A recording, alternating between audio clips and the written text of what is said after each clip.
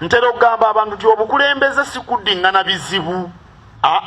Obukulembeze kutema mpenda ezituvuunusa ebitusoomooza ge makulu g'obukulembeze.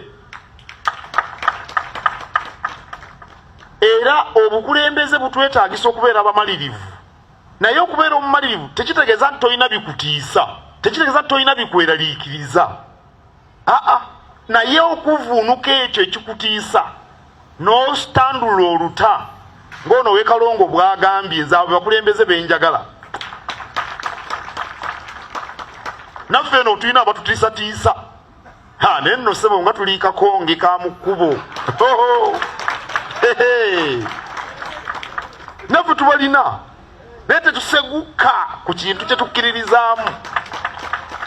Era temukkirizanga muntu akutiisatiisa kujja ku kyokkiririzaamu. Bayinza okuwakanya era toleekaananga nnyo n'abantu. Nze saagala nnyo byakuddawo kwogera onaayogera naawe n'oddamu, n'oli naayogera naawe n'oddamu. Gwe kola kyokkiririzaamu. Kye kikulu. Abaami b'e Buluuli munkoze bulungi era sabbiiti muginkoledde.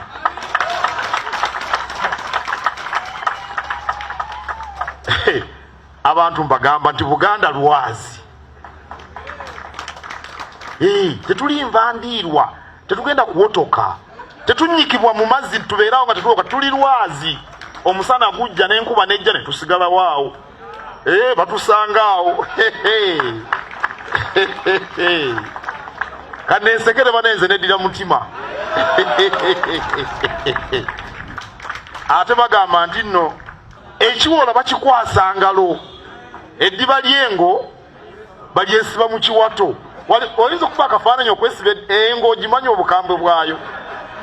Naye naba bw'ojja weesibe eddiba ly'engo mu kiwato, ekiwola oba mu nkenga.